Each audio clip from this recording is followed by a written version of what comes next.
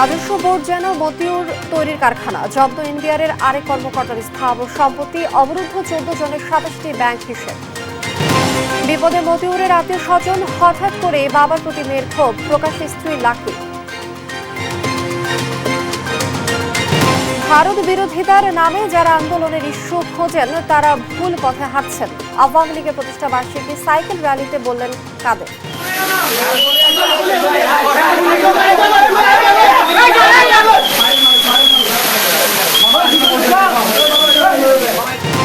চট্টগ্রামের রিয়াজউদ্দিন বাজারে ভয়াবহ অগ্নিকাণ্ড, নিহত 3, দমকল কর্মীদের 5 ঘন্টা চেষ্টায় আগুন নিয়ন্ত্রণে।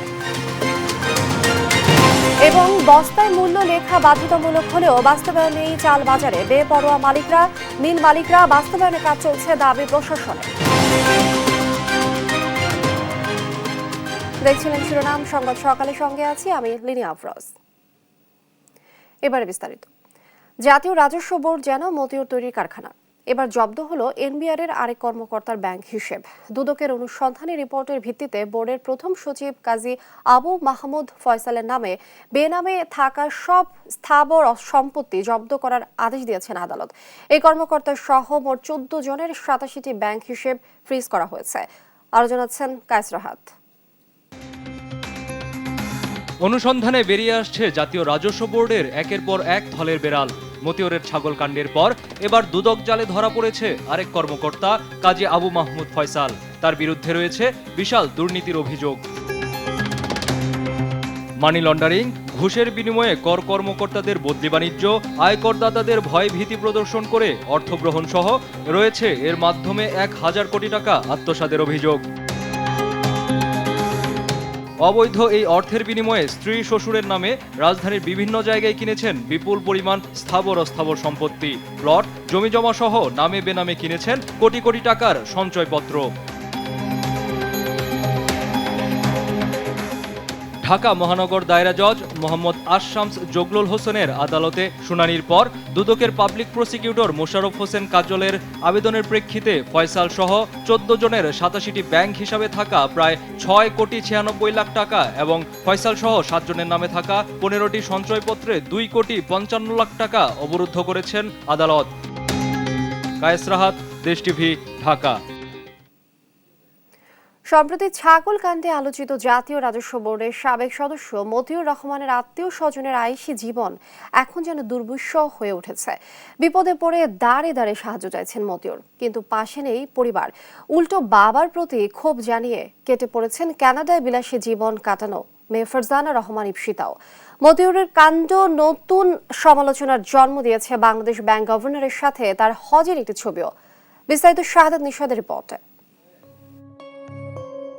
বিশ্বখ্যাত ম্যাকলারেন ব্র্যান্ডের বিলাসবহুল গাড়ির ছবি সহ সামাজিক যোগাযোগ মাধ্যমে ভাইরাল হয়েছেন সাবেক এনবিআর সদস্য মতিউর রহমানের প্রথম স্ত্রীর মেয়ে ফারজানা রহমান ইপসিতা।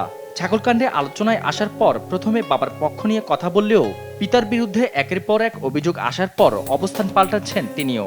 যার টাকায় কানাডায় তার বিলাসবহুল জীবন, সেই বাবাকেই দোষারোপ করছেন ইপসিতা। স্বজনদের কাছে ভয়েস মেসেজে ক্ষোভ প্রকাশ করেন তিনি। মতিউর ধোঁকা দিয়েছেন উল্লেখ করে ছেড়ে না দেওয়ার হুমকিও দেন ইপসিতা। আমার বাবার নিয়ে আমার এখন কোনো ইচ্ছাই নেই তার প্রোটেক্ট করার। আমার তার উপর জিদ, সে আমার মারে ধোঁকা দিছে, সে আমারে ধোঁকা দিছে, আমার ভাইরে ধোঁকা দিছে, আমার ভাইয়ের একটা বাচ্চা হয়েছে, সে আমাদের ধোঁকা দিছে। আমি তাকে ছাড়ব জীবন না। এক ছাগলেই শেষ মতিউর। আয়ের বিপরীতে তার এবং তার পরিবারের সদস্যদের বিলাসী জীবন প্রকাশ্যে আসায় জাতীয় রাজস্ব বোর্ডের কাস্টমস, এক্সাইজ ও ভ্যাট আপিলের ট্রাইব্যুনাল থেকে বাদ পড়েছেন। হারিয়েছেন সোনালী ব্যাংকের পরিচালক পর্ষদের পদও। স্থগিত হয়েছে মতিউর সহ তার স্ত্রী সন্তানদের 8টি ব্যাংক হিসাব এবং পুঁজিবাজারে বেনিফিশিয়ারি ওনার্স অ্যাকাউন্ট। এমন অবস্থায় বিপদ থেকে রক্ষায় দাঁড়ে দাঁড়ে সাহায্য চাইছেন মতিউর। সবশেষ কাস্টমসের সহকর্মীদের পাশে চান তিনি। অবিলম্বে বিসিএস কাস্টমস অ্যাসোসিয়েশনের বিবৃতি চান তিনি। এ বিষয়ে অনুরোধ জানিয়ে কর্মকর্তাদের হোয়াটসঅ্যাপ গ্রুপে আবেগঘন দীর্ঘ বার্তা পাঠাচ্ছেন মতিউর। এদিকে রাজস্ব কর্মকর্তা হয়েও ফাঁকি দিয়েছেন বিপুল পরিমাণ রাজস্ব। শুধু রাজধানীর পূর্বাচলে দলিল রেজিস্ট্রির সময় জমির মূল্য কম দেখিয়ে স্বামী স্ত্রী মিলে ফাঁকি দিয়েছেন 1,54,36,000 টাকার বেশি রাজস্ব। ছাগলকাণ্ডের পর প্রকাশ্যে আসে মতিউরের প্রথম স্ত্রী নরসিংদীর রায়পুরা উপজেলা পরিষদের চেয়ারম্যান লাইলা কানিজ লাকির অডেল সম্পত্তির তথ্য। বেশ কিছুদিন আত্মগোপনে থাকার পর প্রকাশ্যে আসেন তিনি। বৃহস্পতিবার বেলা 12টার দিকে ব্যক্তিগত গাড়িতে করে উপজেলা পরিষদে আসেন লাকি। পরে আসন্ন এইচএসসি ও সমমানের পরীক্ষার প্রস্তুতি সভায় অংশ নেন তিনি। এত আলোচনার মাঝে খোঁজ মিলছে না মতিউরের। তবে সবশেষ বাংলাদেশ ব্যাংকের গভর্নর আব্দুর রউফ তালুকদারের সঙ্গে তার হজের একটি ছবি সামাজিক যোগাযোগ মাধ্যমে ভাইরাল হয়েছে। সাদাত নিশাদ, দেশ টিভি, ঢাকা। হত্যার আগে সংসদ সদস্য আনোয়ারুল আজিম আনার হত্যা মোটিভ বুঝতে পেরেছিলেন বলে জানিয়েছে পুলিশ, তবে বাঁচতে পারেনি। দীর্ঘ সময় পার হলেও আনার হত্যার মূল কারণ উদ্ঘাটন করতে পারেনি পুলিশ। তবে কর্মকর্তাদের দাবি, কিলিং মিশনে অংশ নেওয়া 7 জনকে গ্রেফতার করেছেন তারা। আর হত্যাকাণ্ডের মূল পরিকল্পনাকারী আখতারুজ্জামান শাহিনকে দেশে ফিরিয়ে আনার চেষ্টা চলছে। এদিকে চট্টগ্রামের সীতাকুণ্ড থেকে গ্রেফতার ফয়সাল ও মোস্তাফিজকে 6 দিন করে রিমান্ডে দিয়েছেন আদালত। মাজহারুল ইসলামের রিপোর্ট। ঝিনাইদহ 4 আসনের এমপি আনোয়ারুল আজিম আনার হত্যাকাণ্ডে জড়িত ফয়সাল শাহাজি ও মুস্তাফিজুর রহমানকে চট্টগ্রামের সীতাকুণ্ডের চন্দ্রনাথ পাহাড়ের পাতাল কালী মন্দির থেকে গ্রেফতার করে ডিবি পুলিশ। ডিএমপির মিডিয়া সেন্টারে আয়োজিত সংবাদ সম্মেলনে ডিবি প্রধান জানান, আসামিরা নিজেদের পরিচয় লুকিয়ে ওই মন্দিরে আত্মগোপন করলেও শেষ রক্ষা হয়নি। এমপি হত্যায় সরাসরি জড়িত 7 জন সহ 9 জনকে গ্রেফতার করা হয়েছে। তবে এখনো জানা যায়নি হত্যার রহস্য। ব্যবসায়িক ও রাজনৈতিক দ্বন্দ্বকে প্রাধান্য দিয়ে মামলার তদন্ত চলছে বলে জানান ডিবি প্রধান। তাকে তারা ফুসলিয়ে বিভিন্ন টাকা পয়সা লেনদেনের কথা বলে তারা যে নিয়ে গেলেন, সেখানে নিয়ে যে তাদের সাথে কি কথা হয়েছে এবং কারা বেনিফিশিয়ারি, রাজনৈতিকভাবে কারা বেনিফিশিয়ারি, আর্থিকভাবে কারা বেনিফিশিয়ারি, সেইগুলি আমরা মনে করি হত্যাকাণ্ডের যে মোটিভটা অবশ্যই আছে, সুনির্দিষ্ট মোটিভটা তো এখনো আমরা সঠিকভাবে বলতে পারছি না। আনার হত্যার মূল পরিকল্পনাকারী আখতারুজ্জামান শাহিনকে দেশে ফিরিয়ে আনতে ইন্টারপোল ও ভারতের সহযোগিতা চাওয়া হয়েছে বলেও জানান তিনি। পুলিশ হেডকোয়ার্টারের এনসিবির মাধ্যমে আমরা ইন্টারপোলের কাছে চিঠি লিখেছি, আমরা আমেরিকান এম্বাসির সাথে কথা বলেছি এবং কলকাতার পুলিশকে আমরা অনুরোধ করেছি, কারণ তাদের সাথে, কলকাতার পুলিশের সাথে বা ইন্ডিয়ার সাথে মার্কিন যুক্তরাষ্ট্রের একটা এক্সট্রাডিশন ট্রিটি আছে। এবং এছাড়াও যেহেতু হত্যাকাণ্ডটি সংঘটিত হয়েছে, এখানে হত্যার মামলাটা রুজু হয়েছে সেখানে, এবং এটা আমি মনে করি ইন্ডিয়ার কাছে তো এটা মোস্ট ওয়ান্টেড। এদিকে সীতাকুণ্ড থেকে গ্রেফতার ফয়সাল ও মুস্তাফিজকে আদালতে হাজির করে 10 দিনের রিমান্ড চাই পুলিশ। শুনানি শেষে তাদের 6 দিন রিমান্ড মঞ্জুর করে আদালত। গেল মে মাসে কলকাতার সঞ্জীবা গার্ডেনে এমপি আনারকে হত্যা করে ঘাতকরা, তবে এখনো তার মরদেহ মিলেনি। মাজহারুল ইসলাম, দেশ টিভি, ঢাকা। আওয়ামী লীগের 75তম প্রতিষ্ঠা বার্ষিকী উপলক্ষে রাজধানীতে বর্ণাঢ্য সাইকেল র্যালি অনুষ্ঠিত হয়েছে। সকালে রাজধানীর মানিক মিয়া অ্যাভিনিউর জাতীয় সংসদ ভবনের সামনে থেকে বের হওয়া র্যালিটি নগরীর বিভিন্ন সড়ক প্রদক্ষিণ করে। নানা শ্রেণী পেশার মানুষ অংশ নেন বর্ণাঢ্য সাইকেল র্যালিতে। এর আগে সকালে রাজধানীর মানিক মিয়া অ্যাভিনিউতে র্যালির উদ্বোধন করে আওয়ামী লীগের সাধারণ সম্পাদক ওবায়দুল কাদের বলেন, ভারত বিরোধিতার নামে যারা আন্দোলনের ইস্যু খোঁজেন তারা ভুল পথে হাঁটছেন। জানান, ইস্যু না থাকায় এখন ভারত বিরোধিতাকে ইস্যু বানাচ্ছে বিএনপি। নতুন প্রজন্মকে স্মার্ট বাংলাদেশ গড়তে আওয়ামী লীগে যোগ দেওয়ারও আহ্বান জানান তিনি।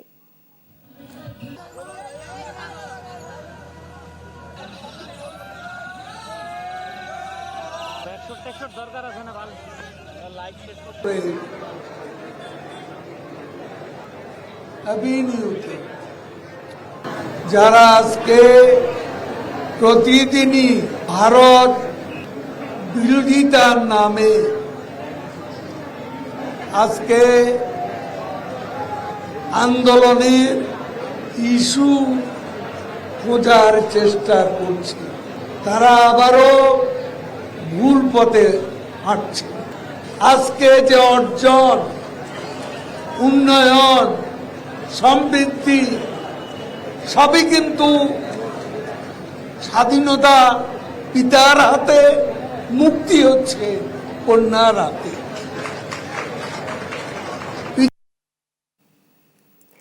চট্টগ্রামের রিয়াজউদ্দিন বাজারে মোহাম্মদিয়া প্লাজা মার্কেটে অগ্নিকাণ্ডে নিহত হয়েছেন 3 জন, আহত আরও কয়েকজন। এর আগে বৃহস্পতিবার দিবাগত রাত 1:35 দিকে আগুনের সূত্রপাত ঘটে। খবর পেয়ে ফায়ার সার্ভিসের 3টি স্টেশনের 8টি ইউনিট 4 ঘন্টার চেষ্টায় আগুন নিয়ন্ত্রণে আনে। ফায়ার সার্ভিস জানায়, আগুনের খবর পেয়ে সঙ্গে সঙ্গে আগ্রাবাদ, নন্দনকানন ও চন্দনপুরা স্টেশনের 6টি ইউনিট ঘটনাস্থলে পৌঁছে। রাত 3:30টার পর যোগ দেয় আরও 2টি ইউনিট। তবে তাৎক্ষণিকভাবে জানা যায়নি অগ্নিকাণ্ডের কারণ।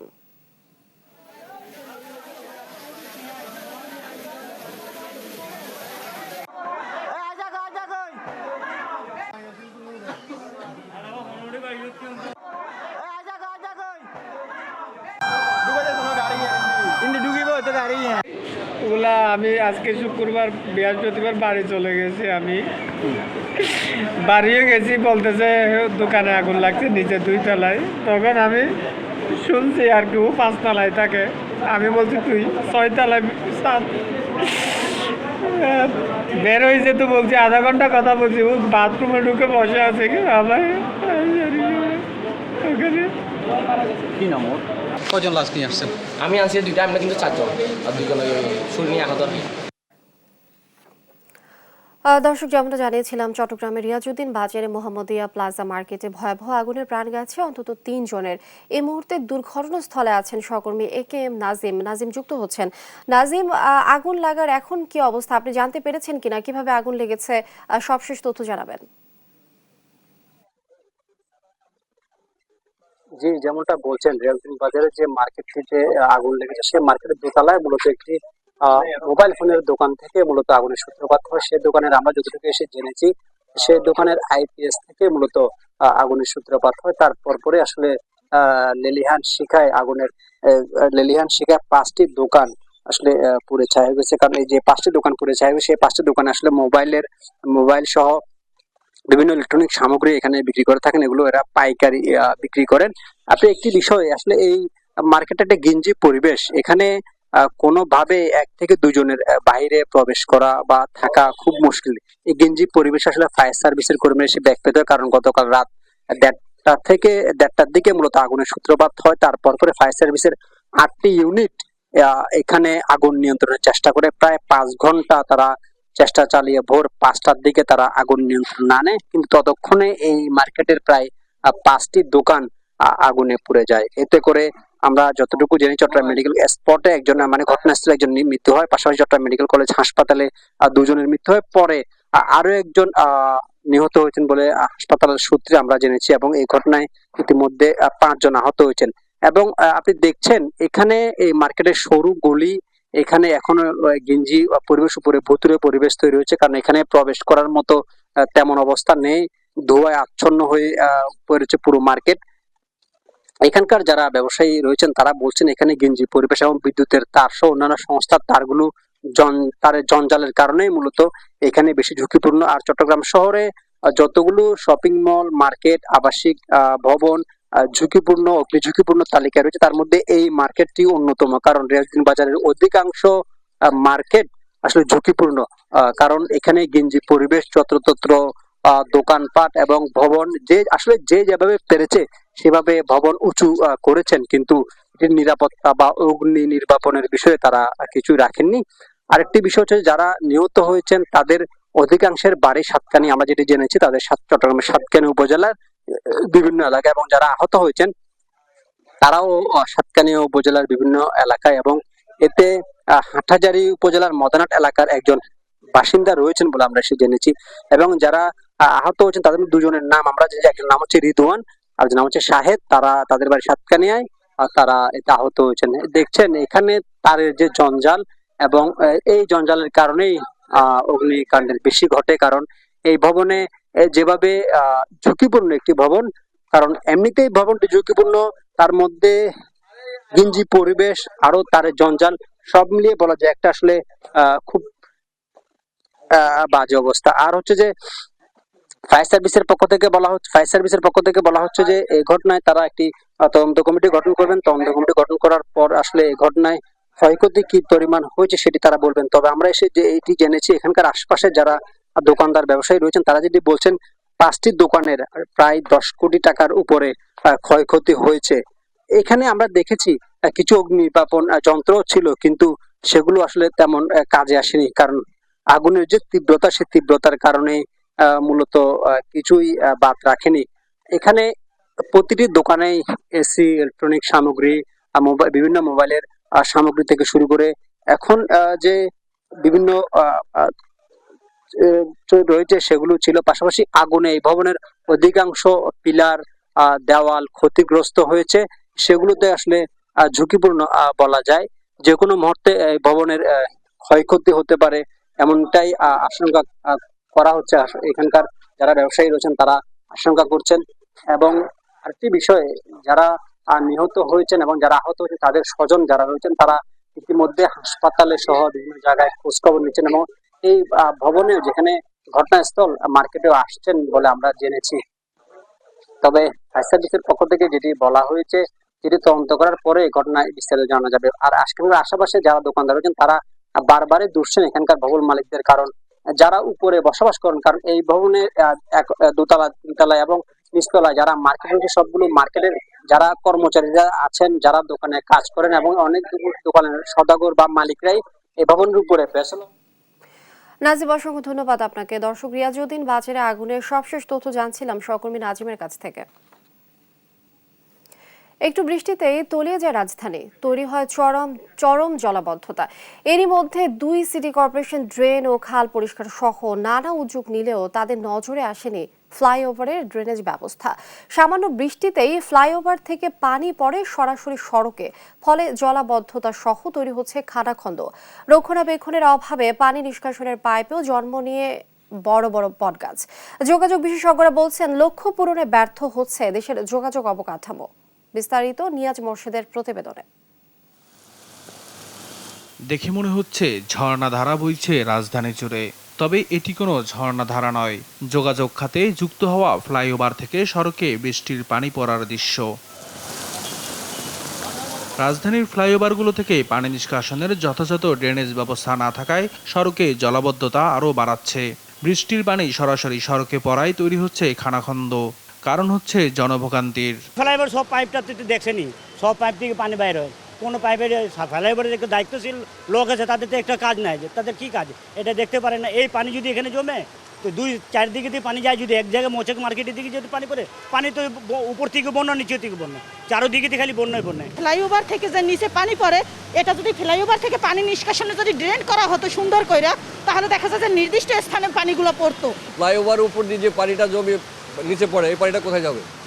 নিচের পানিটা তো যেতে পারে না, তারপর ফ্লাইওভারের পানি, তারপর এখানে কত ডাবল পানি সৃষ্টি হলো, উপরের ফ্লাইওভারের পানি, নিচের পানি। ফ্লাইওভারগুলোয় যে পানি নিষ্কাশনের পথ ছিল তার বেশিরভাগই এখন অযত্ন, অবহেলায় কোনো কাজে আসছে না। কোনো ফ্লাইওভারের নিচে পানি নিষ্কাশনের পাইপের মধ্যে জন্মেছে বটগাছও, আবার কোনো অংশের পাইপ ভেঙে পড়েছে। এমন বেহাল দশার পরও ফ্লাইওভারের ড্রেনেজ ব্যবস্থা নিয়ে সিটি কর্পোরেশনের কোনো উদ্যোগ চোখে পড়েনি। তবে গণমাধ্যমের কাছে বরাবরের মতো কর্মকর্তাদের আশ্বাস, খুব শীঘ্রই নেওয়া হবে কার্যকর ব্যবস্থা।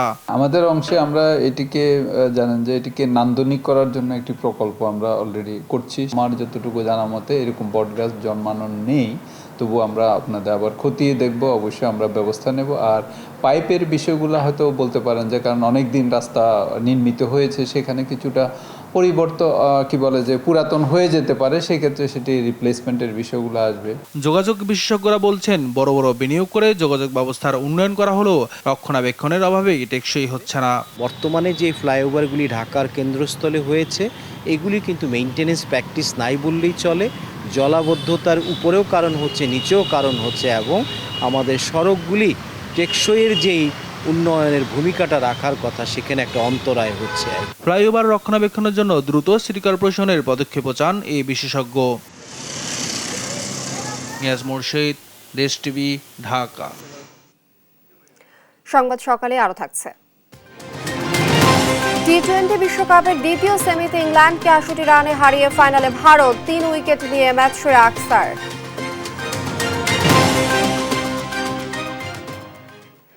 চালের বাজার নিয়ন্ত্রণে সরকার বস্তার গায়ে মূল্য, ধানের জাত উৎপাদনের তারিখ লেখা বাধ্যতামূলক করলেও এ পর্যন্ত বাজারে তার বাস্তবায়ন নেই।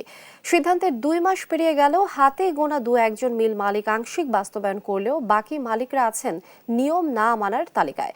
প্রশাসন বলছে সরকারি নির্দেশনা না মানার কোনো সুযোগ নেই। ইরফান রানার ক্যামেরায় কুষ্টিয়া থেকে চাল নিয়ে নাহিদ হাসান তিতাসের 2 পর্বের ধারাবাহিক প্রতিবেদনের শেষ পর্ব আছে। সরকারের নানা পদক্ষেপের পরেও নিয়ন্ত্রণে আসেনি দেশের চালের বাজার। ফলে চালের বাজার নিয়ন্ত্রণে গত ফেব্রুয়ারিতে খাদ্য মন্ত্রণালয় চালের বস্তার গায়ে দাম লেখার পাশাপাশি ধানের জাত, মিলের নাম ও উৎপাদনের তারিখ লেখা বাধ্যতামূলক করে পরিপত্র জারি করে। গত 14 এপ্রিল পহেলা বৈশাখ থেকে এ নির্দেশনা বাস্তবায়নের কথা থাকলেও তার 2 মাস পেরিয়ে গেলেও বাস্তবে তা এখনও কার্যকর হয়নি। দেশের বৃহত্তম চালের মুকাম কুষ্টিয়ার খাজানগরে হাতে গোনা 2-1 মিল মালিক আংশিকভাবে তথ্য লেখা শুরু করলেও অধিকাংশ মিল মালিকরাই বস্তায় এসব তথ্য ছাড়াই সরবরাহ করছেন চাল। এতে ভোক্তাদের মধ্যে দেখা দিয়েছে মিশ্র প্রতিক্রিয়া। পয়লা বৈশাখ থেকে ঠিক আছে, চাউলের যেমন নাম, চাউলের দাম এবং চাউলের তারিখ দেওয়ার কথা ছিল মিল মালিকদের, সেটা মিল মালিকরা 2 মাস পার হয়ে গেলেও সেটা কিন্তু করে নাই। রেখা তো নেই, আরো দাম বেশি। খুচরা বিক্রেতারা বলছেন হাতে গোনা 2-1 বাদে খাজানগরের মিলগুলোতে এখনো বস্তার গায়ে তথ্য লেখা শুরু করেননি মিল মালিকরা। তাই আগের মতোই তথ্য ছাড়াই বস্তায় তাদের বিক্রি করতে হচ্ছে চাল। সবে মাত্র কয়েকটা মিলের লিখিত পাচ্ছি এবং বেশিরভাগ মিলই এখনো লেখি নাই। মিনিকেটের কিছু বস্তায় ওরা দামটা লিখছে, রেটও নাই, ধানের নামও নাই। এদিকে সরকারি নির্দেশনা বাস্তবায়নে চালকল মালিকরা দেখাচ্ছেন নানা অজুহাত। তারা বলছেন সরকার পরিপত্র জারি করলেও তাদের কিছু করার নেই। জাত এবং যে ডেটের যেই প্রক্রিয়াটা, এই প্রক্রিয়াটার জন্য আমরা আমাদের ডিসি মহোদয়ের কাছ থেকে আমরা 6 মাস সময় নিয়েছিলাম। 2 মাস পার হয়ে গেলে করছি না, এই জন্য যে আমাদের কাছে সহজ কোনো এখন পর্যন্ত আমরা পাই নাই। সাল দিলে ভালো, যে 24 সাল পার হয়ে গেলে 25 সালে চালের বস্তাটা যদি বিক্রি থাকে হয় তাহলে বলা যাবে যে চালটা আপনার ডেট পার হয়ে গেছে। তবে প্রশাসন বলছে সরকারি নির্দেশনা না মানার কোনো সুযোগ নেই। নির্দেশনা বাস্তবায়নে কাজ করছেন তারা। অনেকগুলো চাউল মালিক এটি প্রতিপালন করছে, আর কেউ কেউ এখনো প্রক্রিয়াধীন রয়েছে বলে আমাদেরকে জানিয়েছে। এটি যেন দ্রুতই বাস্তবায়ন হয় সে বিষয়ে খাদ্য অফিসার সহ আমাদের জেলা প্রশাসন, ভোক্তা অধিকার সকলেই আমরা যথাযথ ব্যবস্থা গ্রহণ করছি। চালের বাজার নিয়ন্ত্রণে সরকার চালের দাম নির্ধারণ সহ নানা পদক্ষেপ নিলেও তা কার্যকর করা সম্ভব হয়নি। তাই সরকারের বস্তার গায়ে চালের মূল্য, ধানের জাত ও উৎপাদনের তারিখ লেখা আদেও শতভাগ কার্যকর হবে কিনা তা নিয়ে দেখা দিয়েছে সন্দিহান। নাহিদ হাসান তিতাস, দেশ টিভি, কুষ্টিয়া। দর্শক, মাছের বাজারের খবরাখবর জানবো। মাছের বাজারের খবর জানাতে বরিশাল থেকে যুক্ত হচ্ছেন সহকর্মী শফিক মুন্সি। আর শফিক, আসলে সবকিছুর দামই তো বাড়তি, কোনো কিছুই ধরা যাচ্ছে না, আকাশ ছোঁয়া দাম।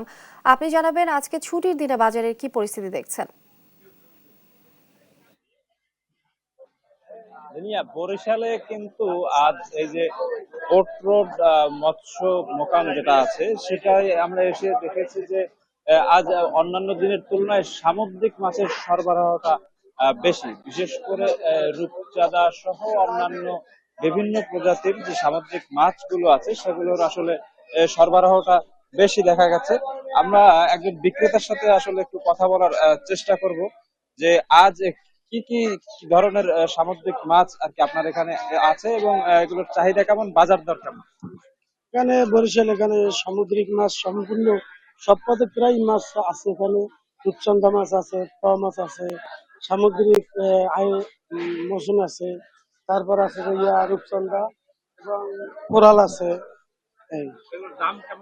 দাম তো সীমিত, মানে পোয়া মাছ আছে সামুদ্রিক মাছ 350, রূপচান্দা আছে কালোটা যেটা বলে ওটা 300 টাকা কেজি, আর যে মৌসুম মাছ মেট মাছের পরেরটা এটা হলো 500 টাকা, আর হলো যে কোরাল যাতে কইয়ে বল বলে ওইটা হলো 500 টাকা কেজি।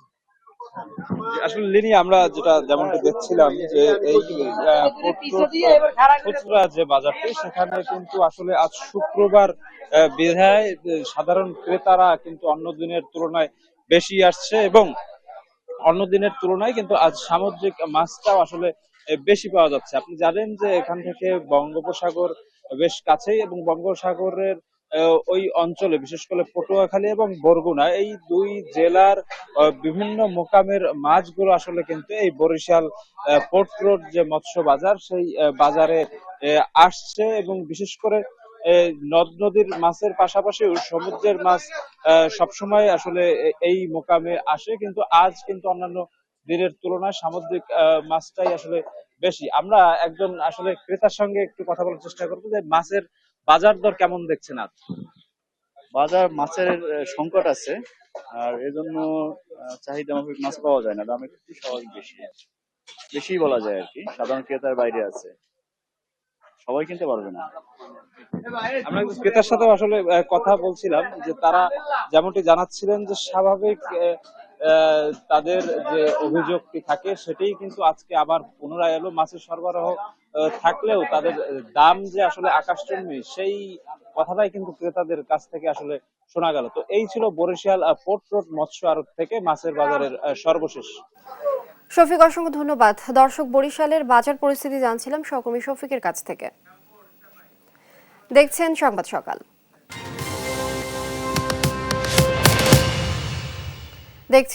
সকাল। এবার মিনিস্টার গুগল টিভি টি-20 বিশ্বকাপ প্রসঙ্গ।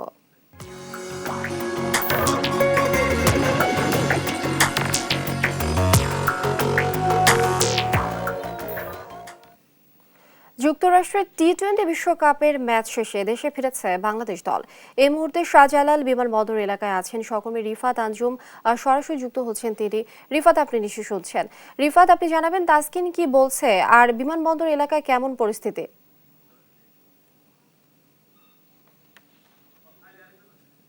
কিন্তু তাও আসলে এত লম্বা, মানে কখনোই আমি ক্রিকেট খেলার পরে বাংলাদেশ টিমের হয়ে লাস্ট 10 বছর ধরে প্রায় খেলতেছি, তো কখনোই এরকম লম্বা ব্যাটিংয়ে ব্যাট টাইম দেখি নেই। আশা করি এটা খুব দ্রুতই কেটে উঠবে ইনশাল্লাহ। আরেকটা জিনিস সেটা হচ্ছে যে আপনাদের সাথে মানে খুব বড় একটা সুযোগ ছিল সেমিফাইনাল খেলার, আজকের খেলাটা অন্যরকম হতে পারতো। সময় যেটা দেখা গেল যে সুযোগ করতে ভারতের কোনো পেস বোলারের নাম নেই, সেরা 5-এর মধ্যে কতটা এনজয় করতে পারে? না, ডেফিনেটলি মাশাআল্লাহ। আসলে তানজিম সাকিব, রিশাদ এরা লিডিং উইকেট টেকারদের মধ্যে টপ 5-এর মধ্যে ছিল, আর রিশাদ স্টিল আছে। ওভারঅল হ্যাঁ, মানে ভালো করছে মাশাআল্লাহ। এটা খুবই পজিটিভ সাইন যে আমাদের মানে বাংলাদেশ থেকে অনেক ফিউচার স্টাররা উঠে আসবে, এবং তাদেরকে মানে অলরেডি ওয়ার্ল্ডকে বোঝানো হয়েছে যে আমাদের সবার মধ্যে ডিফারেন্ট অ্যাবিলিটি আছে। তো এখন আসলে ধরেন যে জিনিসগুলো হয়ে গেছে, আমরাও একটু স্যাড, হয়তো ফ্যান্স বা ক্রিকেট প্রেমী সবাই স্যাড যে এক্সপেকটেশন অনুযায়ী রেজাল্ট হয়নি। স্পেশালি কয়েকটা ম্যাচ আমাদের হয়তো জিতার কথা ছিল বা সেই অনুযায়ী পারেনি, আর স্পেশালি লাস্ট ম্যাচটা যেটা, ওটা 12 ওভার 1 বলে আমাদের সবারই প্ল্যান ছিল চেস করার, এবং আমরা সেই ইন্টেন্ট নিয়েই খেলা শুরু করেছিলাম। একটা পর্যায়ে যায় যখন দেখলাম যে মনে হচ্ছে আর হবে না 12 ওভারের চেস, তখন আসলে নর্মালি জেতার চেষ্টা করা এই প্ল্যানটা আসছিল। তারপর ওইটাও ট্রাই করে আমরা পারিনি আনফর্চুনেটলি, কিন্তু কি করার, সামনে আগে যেতে। দলের দুই senior most cricketer Shakib Al Hasan এবং মাহমুদুল রিয়াদ অফ ফর্মে ছিলেন। লাস্ট ম্যাচেও রিয়াদ একটা ওভারে আসলে মাত্র 4 রান নিয়েছিলেন। এই দুই সিনিয়র ক্রিকেটারের অফ ফর্ম মাঠে এবং মানসিকভাবে দলকে কতটা এফেক্ট করে? না আসলে হ্যাঁ, এই দুইজন সিনিয়র খেলোয়াড়ের অফ ফর্ম আমাদের দলে, তারা অফ ফর্মে না থাকে অবশ্যই আমাদের ইফেক্ট পড়েছে, কিন্তু মাঠের বাইরে ইফেক্ট পড়ে না, কারণ মাঠের বাইরে তারা সবসময় গুড টিম ম্যান। আল্লাহর রহমতে এই যে 47 দিনের মতো একসাথে ছিলাম, সবার বিহেভিয়ার খুব ভালো ছিল, সবাই একসাথে ছিলাম। এই অফ দ্য ফিল্ডে সব তো ঠিকই ছিল, কিন্তু আসলে টিমের ওয়ান অফ দ্য কি প্লেয়াররা অফ ফর্মে থাকলে ওই টিমের প্রবলেম হওয়াটাই স্বাভাবিক। বাট আশা করছি সামনে দ্রুত এগুলো সব কাটিয়ে উঠে সামনে ভালো কিছু করবে। সবগুলো বিশ্বকাপ আমরা খেলেছি, একমাত্র আমরাই সেমিফাইনাল খেলতে পারি, সবাই সেমিফাইনাল খেলতে পারি, অবশ্যই এটা একটা মাইনাস পয়েন্ট। কিন্তু আপনাদের বলতে 4টা-5টা বিশ্বকাপ খেলেছেন, অন্য দল বড় দলের বিপক্ষে আমাদের কি নার্ভটা বেশি কাজ করে কিনা, বা আমাদেরকে চাপে থাকে টেনশন থাকা। এই গত এতগুলো 8টা-9টা বিশ্বকাপে মাত্র ওয়েস্ট ইন্ডিজ এবং শ্রীলঙ্কা 3 টেস্ট নেশন 2টা দলকে হারাতে পেরেছে, অন্য কাউকে কিন্তু হারাতে পারেনি। আচ্ছা, না গ্র্যাজুয়ালি ইমপ্রুভ হচ্ছে। টি-20 ক্রিকেটে তো শুরু থেকে আমাদের খুব একটা স্ট্যাটস ভালো ছিল না, তাই না? তো আগের থেকে তো ইমপ্রুভ হচ্ছে, খালি মাইনাস পয়েন্ট দেখলে তো হবে না, এমনি তো মাইনাসেই আছি আমরা। তো তো প্লাসে আসার তো সর্বোচ্চ চেষ্টা করছি, তো করেই যাব। এবং আপনারা হতাশ হচ্ছেন স্বাভাবিক, আবার আমরাও আপনাদেরকে ইনশাল্লাহ ভালো জয় উপহার দিব। বিশ্বাস রাখেন আমাদের উপরে, আমরা আমাদের সর্বোচ্চ দিয়ে চেষ্টা করছি। দর্শক, যুক্তরাষ্ট্রের টি-20 বিশ্বকাপের ম্যাচ শেষে দেশে ফিরেছে বাংলাদেশ দল। বিমানবন্দর এলাকায় কথা বলছিলেন তাসকিন আহমেদ, আমরা দেখছিলাম সেই বিষয়টি। টি-20 বিশ্বকাপের দ্বিতীয় সেমিফাইনালে ইংল্যান্ডকে ৬৮ রানে হারিয়েছে ভারত। বর্তমান চ্যাম্পিয়নদের উড়িয়ে দিয়ে ফাইনালে পৌঁছে গেল রোহিত শর্মার দল। আকসার প্যাটেল ও কুলদীপের স্পিন ভেলকিতে কুপোকাত হয়েছে ইংলিশ ব্যাটাররা। ৩ উইকেট নিয়ে ম্যাচ সেরা হয়েছেন আকসার।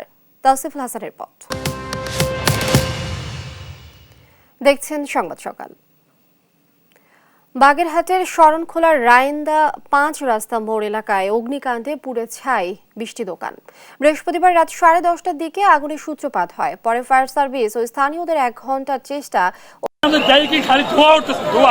আগুনে গলি উঠতেছে।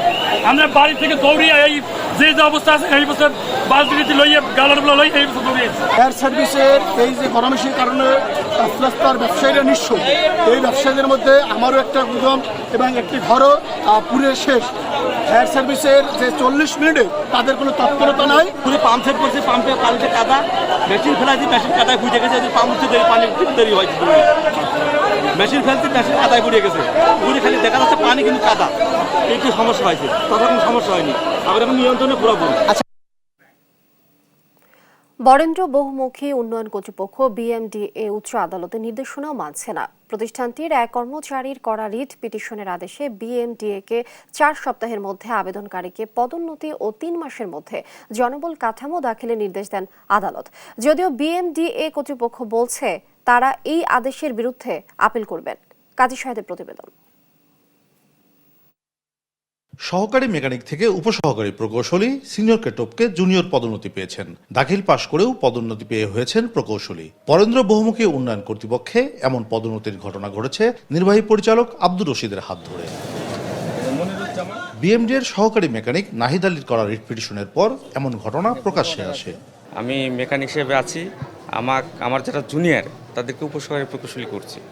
আমি অনেকবার ডিপার্টমেন্টে আবেদন করছি যে আমার যারা জুনিয়র তারা আমার টপকায় প্রমোশন নিয়েছে, আমাকে দেওয়া হোক। বারবার তাগিদা দেওয়ার পরেও আমাকে প্রমোশন দেয়নি। গত ২০ মে বিচারপতি KM কামরুল কাদের ও বিচারপতি খিজির হায়াতের যৌথ বেঞ্চে শুনানি শেষে নাহিদ আলীকে পদোন্নতি ও ৩ মাসের মধ্যে জনবল কাঠামো হাইকোর্টে উপস্থাপনের আদেশ দেন।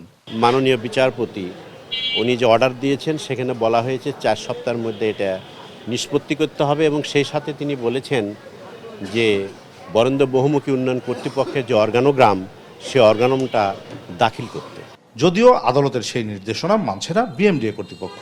সংস্থাটির নির্বাহী পরিচালকের দাবি, আদালতের ওই আদেশের বিরুদ্ধে আপিল করবেন তারা। আমরা আদালতের সেই কপিটা আমরা পেয়েছি, আমরা আইনগতভাবে মোকাবেলা করার জন্য অলরেডি আমরা প্রস্তুতি নিয়েছি। দীর্ঘদিন ধরেই জনবল কাঠামো নিয়ে অসন্তোষ আছে বিএমডিএতে। চেয়ারম্যান ও নির্বাহী পরিচালকের বিরুদ্ধে অভিযোগ আছে ইচ্ছেমতো পদোন্নতি দেয়ার। কাজী শাহেদ, দেশ টিভি, রাজশাহী। দেখছেন সংবাদ সকাল। আন্তর্জাতিক প্রসঙ্গ। ইরানের প্রেসিডেন্ট নির্বাচনে ভোট গ্রহণ আজ। শুক্রবার স্থানীয় সময় সকাল ৮টায় শুরু হবে ভোটাভুটি, চলবে সন্ধ্যা ৬টা পর্যন্ত। রাইসির উত্তরসূরি বেছে নিতে এবার প্রতিদ্বন্দ্বিতা করছিলেন ৬ জন প্রার্থী। তবে আমির হোসেন হাশেমি ও আলী রেজা জাকিনি ভোটাভুটি শুরু হওয়ার একদিন আগে প্রার্থিতা প্রত্যাহার করেছেন। এখন লড়াই হবে বিপ্লবী গার্ড বাহিনীর সাবেক প্রধান ও বর্তমান স্পিকার বাঘের কালিবাফ, পারমাণবিক মধ্যস্থতাকারী দলের প্রধান সাইদ জালিলি, সাবেক স্বরাষ্ট্রমন্ত্রী মোস্তফাপুর মোহাম্মদী ও সংস্কারপন্থী নেতা মাসুদ পেজিশকিয়ান, এ ৪ নেতার মধ্যে। এদের মধ্যে বাঘের কালিবাফ ও সাইদ জালিলি সর্বোচ্চ নেতা আয়াতুল্লাহ খামেনির ঘনিষ্ঠ হিসেবে পরিচিত।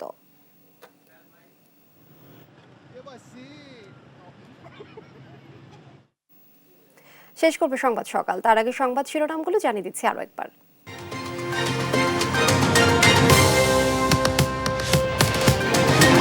রাজস্ব বোর্ড যেন মতিউর তৈরি কারখানা, জব্দ এনবিআর-এর আরেক কর্মকর্তার স্থাবর সম্পত্তি, অবরুদ্ধ 14 জনের 87টি ব্যাংক হিসেব। বিপদে মতিউরের আত্মীয় স্বজন, হঠাৎ করে বাবার প্রতি মেয়ের ক্ষোভ, প্রকাশ্যে স্ত্রী লাকি। ভারত বিরোধিতার নামে যারা আন্দোলনের ইস্যু খোঁজেন তারা ভুল পথে হাঁটছেন। আওয়ামী লীগের প্রতিষ্ঠা বার্ষিকী সাইকেল র্যালিতে বললেন কাদের।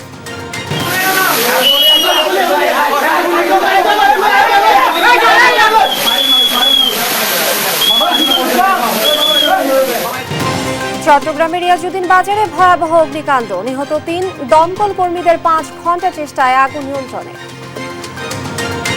এবং বস্তার মূল্য লেখা বাধ্যতামূলক হলেও বাস্তবায়নে চাল বাজারে বেপরোয়া মিল মালিকরা, বাস্তবায়নে কাজ চলছে, দাবি প্রশাসনের। এই ছিল এখনকার সংবাদ সকাল। পরে বুলেটিন দেখার আমন্ত্রণ রইল। এছাড়া দেশ টিভি সর্বশেষ সব খবর পেতে ভিজিট করুন www.desh.tv। ফেসবুকে আমাদের সঙ্গে যুক্ত থাকুন দেশ টিভি অথবা দেশ টেলিভিশন পেজে। এছাড়াও সর্বশেষ সব ভিডিও পেতে ইউটিউবে আমাদের হ্যান্ডেল @দেশ টেলিভিশন অথবা @দেশ টিভি নিউজ লিখে সার্চ করুন। ধন্যবাদ সবাইকে।